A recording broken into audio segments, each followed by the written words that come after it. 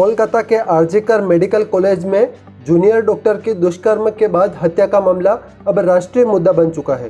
पूरे देश में डॉक्टर हड़ताल पर हैं। कोलकाता समेत पूरे देश में प्रदर्शन हो रहे हैं। वहीं कोलकाता हाईकोर्ट के निर्देश के बाद सीबीआई ने घटना की जांच शुरू कर दी है। आइए इस वीडियो में जानते हैं कि कोलकाता में जूनियर डॉक्टर के साथ क्या हुआ, घटना में क्या कार्रवाई हुई, सीबीआई की जांच कहां तक पहुंची और सरकार मामले में क्या कर रही है। आइए जानते हैं इस मामले की पूरी सच्चाई।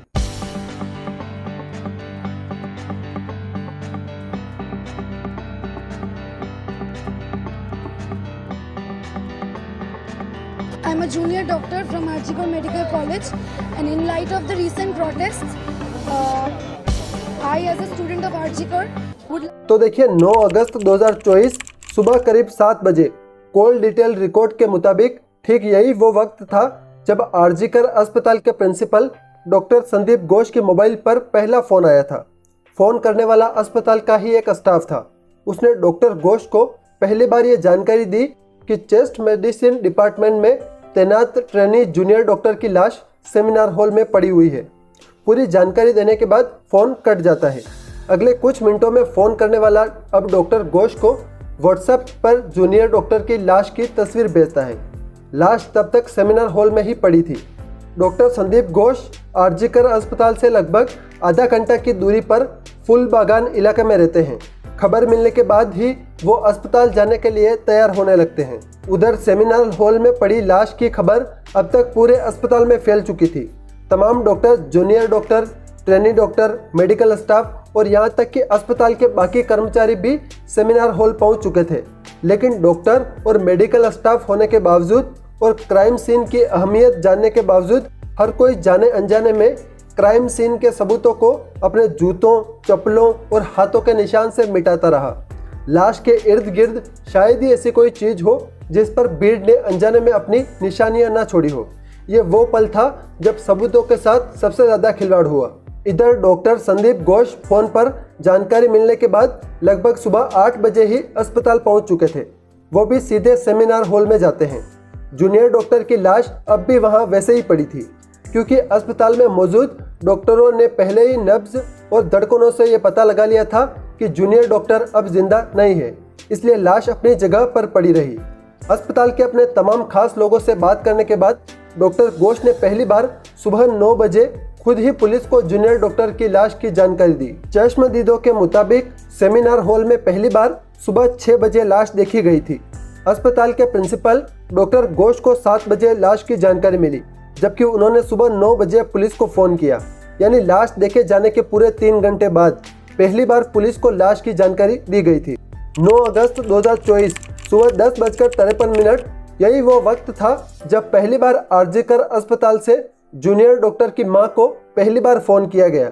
यानी लाश मिलने के 4 घंटे और 53 मिनट बाद फ़ोन करने वाले ने बताया कि वो आरजीकर अस्पताल से बोल रहा है। इसके बाद उसने कहा कि आपकी बेटी अचानक बीमार पड़ गई है। इसके बाद फ़ोन कट गया। घबराई मां ने फ़ौरन उसी नंबर पर वापस कॉल किया और पूछा कि उसकी बेटी को क्या हुआ है। सामने से जवाब मिला, आप फ़ौरन अस्पताल आ जाइए। फ़ोन फिर से कट गया। मां ने फिर उसी नंबर पर वापस फ़ोन किया। इस बार फ़ोन उठाने वाले ने कहा कि वो असिस्टेंट बोल रहा है और आपकी बेटी ने खुदकुशी कर ली है। इतना कहते ही फ़ोन फिर से कट हो जाता है। बेटी की खुदकुशी की खबर सुनते ही माँ बाप फ़ौरन आरजीकर अस्पताल की तरफ भागते हैं। उनके घर से अस्पताल की दूरी करीब 1 घंटे भर की थी। माँ बाप दोपहर 12 बजे के आसपास अस्पताल पहुंच चुके थे, लेकिन अस्पताल का कोई भी स्टाफ उन्हें उनकी बेटी से नहीं मिलवा रहा था। इस दौरान माँ बाप लगातार गिड़गिड़ाते रहे कि एक बार उन्हें उनकी बेटी का चेहरा तो दिखा दो, पर किसी ने नहीं दिखाया। 9 अगस्त 2024 दोपहर 3 बजे अस्पताल पहुंचने के करीब 3 घंटे बाद दोपहर 3 बजे पहली बार माँ बाप को उनकी बेटी की लाश दिखाई गई। जूनियर डॉक्टर की मां ने कहा कि उनकी बेटी की थी।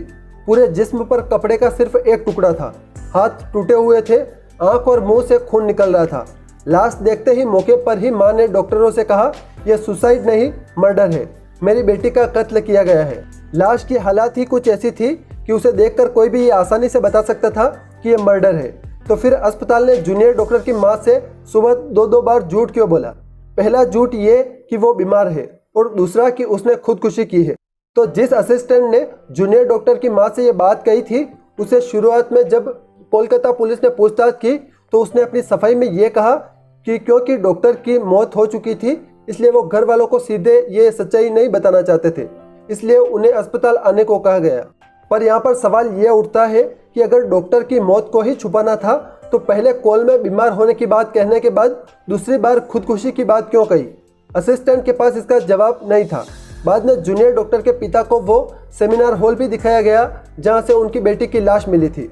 पिता ने इल्ज़ाम लगाया कि उन्हें शक है कि उनकी बेटी का कत्ल सेमिनार हॉल में नहीं हुआ है, बल्कि उसे मारने के बाद लाश यहाँ लाकर फेंक दी गई। 9 अगस्त यानी शुक्रवार की शाम और रात तक जूनियर डॉक्टर की मौत की पूरी कहानी आरजीकर अस्पताल की 4 दीवारी के अंदर ही थी। बाहर मीडिया के जरिए जो खबर आई तब तक वो भी आधी अधूरी थी।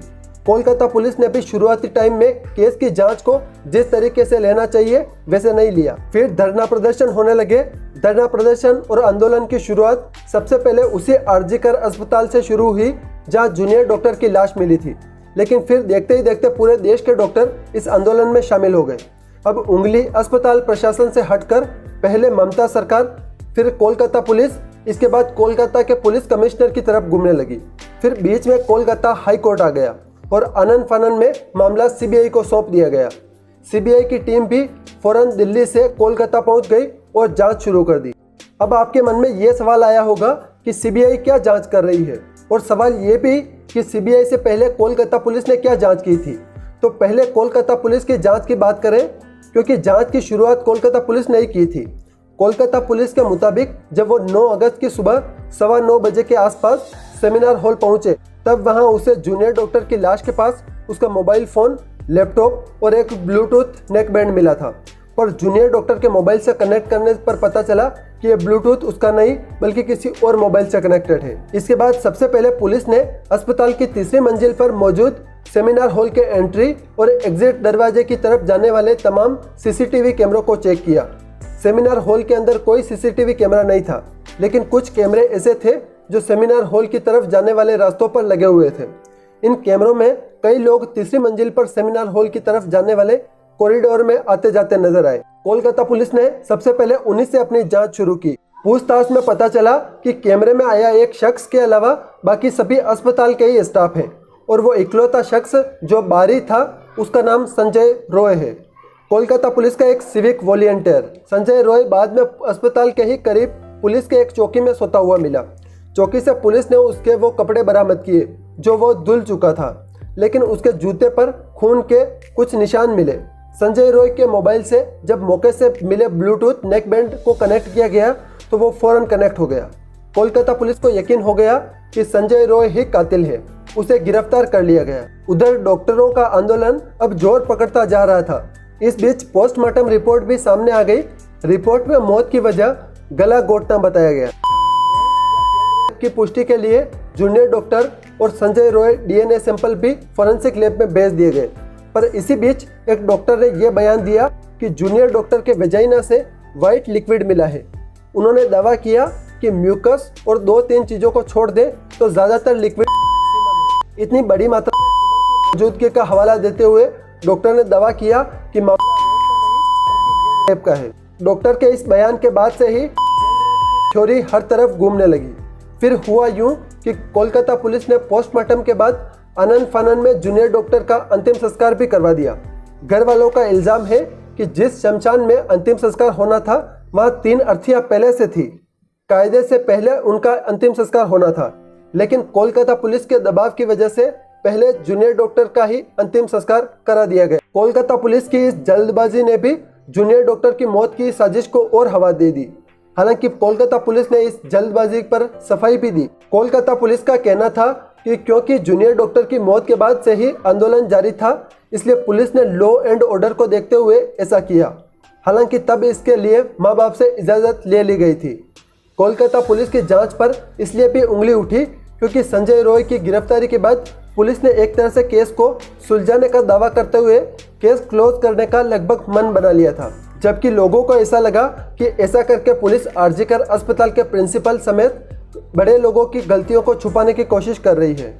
सूत्रों के मुताबिक सीसीटीवी कैमरे के फुटेज से संजय रॉय को गिरफ्तार कर लिया गया, लेकिन कुछ सवाल ऐसे हैं जिनके जवाब अभी भी ढूंढे जा रहे हैं। जैसे लाश सुबह 6 बजे देखी गई, फिर अगले 3 घंटे तक पुलिस को खबर क्यों नहीं दी गई? लाश मिलने के करीब 5 घंटे बाद घर वालों को खबर क्यों दी गई? घर वालों को खुदकुशी की बात क्यों कही गई? लाश की खबर सुबह 7 बजे मिलने के बाद अगले 2 घंटे तक यानी सुबह 9 बजे तक आरजीकर अस्पताल के प्रिंसिपल डॉक्टर संदीप घोष ने क्या क्या किया, किस किस से बात की? शुरुआत में कोलकाता पुलिस के बुलाने के बावजूद principal doctor Sandip Ghosh police के पास क्यों नहीं गए? तीसरी मंजिल पर ही सेमिनार हॉल के करीब अचानक कंस्ट्रक्शन का काम क्यों शुरू हुआ? जब जूनियर डॉक्टर के जिस्म पर चेहरे से लेकर पैर तक जख्मों के निशान थे, जिस्म के निचले हिस्से के कपड़े गायब थे, तो फिर शुरुआत में कोलकाता पुलिस ने किसके कहने पर अननेचुरल डेथ यानी अस्वाभाविक मौत का केस दर्ज किया, जबकि लाश को देखकर कोई भी ये बता सकता था कि मामला रेप और मर्डर का है। कोलकाता हाई कोर्ट तक ने इस बात पर कोलकाता पुलिस को जमकर डांटा था। जिस अस्पताल के अंदर जूनियर डॉक्टर का कत्ल हुआ, उसी अस्पताल में उसका पोस्टमार्टम क्यों करवाया गया, किसके कहने पर कराया गया? इन सवालों का जवाब जानने के लिए सीबीआई अब तक करीब 20 लोगों से पूछताछ कर चुकी है, लेकिन आरोपी संजय रॉय के अलावा जिस शख्स से सबसे ज़्यादा बार और सबसे लंबी पूछताछ हो रही है, वो उसी आरजीकर अस्पताल के प्रिंसिपल डॉक्टर संदीप घोष हैं। दरअसल डॉक्टर संदीप घोष अपने आप में एक संदिग्ध कैरेक्टर है। सत्ता और स्वास्थ्य मंत्रालय में इनकी अच्छी खासी पेठ है, इतनी ज़बरदस्त पेठ की जब आरजीकर मेडिकल कॉलेज अस्पताल के प्रिंसिपल को चुनने के लिए इंटरव्यू हो रहा था, तो उस इंटरव्यू में ये 16वें नंबर पर थे, पर इसके बावजूद इन्हें प्रिंसिपल बना दिया गया। 2 मौके ऐसे आए जब इन्हें आरजीकर अस्पताल से ट्रांसफ़र भी कर दिया गया, लेकिन ट्रांसफ़र ऑर्डर निकलने के बावजूद दोनों बार न सिर्फ इन्होंने उस ऑर्डर को रुकवाया, बल्कि इसी आरजीकर अस्पताल में ये काम करते रहे। इनके ऊपर अस्पताल के वेस्ट मटेरियल टेंडर से लेकर पार्किंग के टेंडर तक को लेकर घूस लेने के इल्ज़ाम लगते रहे हैं। कहते हैं कि ये अस्पताल परिसर में सुरक्षा गार्ड से घिरे रहते हैं। जूनियर डॉक्टर की मौत के बाद से इन पर और भी अब तरह तरह के इल्ज़ाम लग रहे हैं। खबर तो ये भी है कि वो सीबीआई को भी पूछताछ में गुमराह कर रहे हैं, इसलिए सीबीआई अदालत से इजाज़त लेकर प्रिंसिपल साहब का पॉलीग्राफ टेस्ट कराने का भी सोच रही है। संजय रॉय के पॉलीग्राफ टेस्ट की इजाज़त पहले ही अदालत से मिल चुकी है। यह है पूरी सच्चाई कोलकाता मर्डर केस की। उम्मीद है आपको वीडियो पसंद आया होगा। Thank you.